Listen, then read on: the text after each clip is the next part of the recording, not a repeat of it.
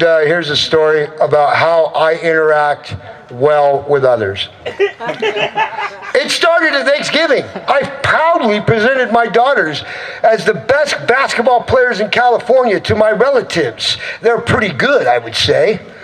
Wow, that's great, my relatives would say. And they would ask me how many games I got kicked out of. What?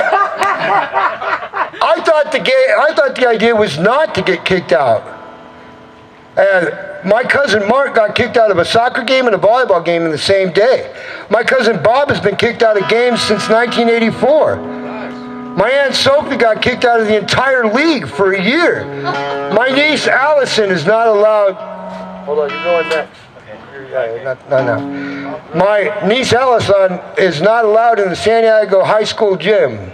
Gosh, I feel so inadequate. I'm the black sheep of my family. I have a lot of work to do. It was in December at a tournament in Ladera Ranch that I got my chance to prove myself worthy of my heritage and my family crest. Bonnie's team was playing a tournament, and Bonnie was on fire. She was a brick wall. She was an immovable object. No one could score on her by simply trying to get past her, so the other teams started to employ alternative methods to get past her. They punched her in the ribs, in her back, and in her tits. They kneed her in the thighs and in her groin. They slapped her in the face and on the chin. And all the while, the rest were not paying attention. Late in the second game, Saturday afternoon, she was hit in her larynx and collapsed to the floor, gasping for breath and choking. They took her to the trainer's table on the side of the gym to get checked out. The tournament director came over and asked, "Is everything okay?" "Everything except the fact that she's being targeted." "Targeted? Yeah, they're doing this on purpose." "Sir, I don't think that's possible. I think it's highly likely." "Well, I'll check it out," he said, and he walked away. On Sunday, we were at it again. A game at 10:30 a.m. and Bonnie was dominating defensively one more time. Blocks, rebounds, takeaway steals, jump balls, and misdirections. She was single-handedly keeping the score close, and then it happened. A girl reached out and poked Bonnie right in the eyes. Bonnie screamed in agony and lurched forward, running into the girl with the ball. The ref called a foul on Bonnie. It was then that I decided that I had had enough. As Bonnie held her hands to her eyes, struggling to regain her vision while she sunk to her knees, I rose from my seat, still holding my 7-Eleven coffee cup in my right hand, and took a step onto the court.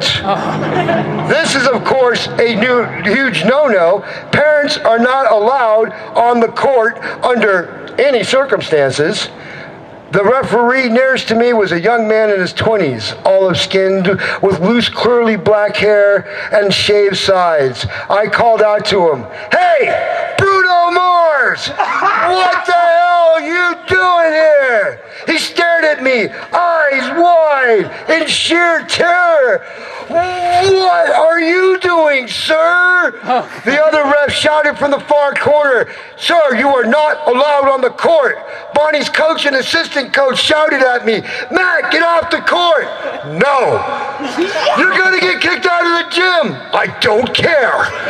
Then the tournament director came over, the same man I'd spoken to the day before. He said, "Sir, what seems to be the problem here? I told you yesterday that she's being targeted." Then the parents behind me started chiming in. The rest were watching the Cowboys game on the TVs above the courts and not paying attention. They were missing easy calls. They've been doing this all weekend. We want our money back. "Wait a minute," said the director. "I'll go talk to them." And the director left.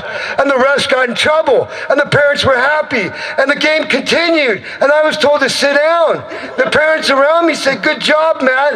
And wait a minute! I had a goal here! This is terrible! What am I going to tell my family? Yes! How am I going to face them at Thanksgiving next year? I'm an utter failure. And now I sit quietly in the corner of the games with my hands on my lap, constantly fighting the urge to call out, "Hey, refs, let's check your vision. How many fingers am I holding up?"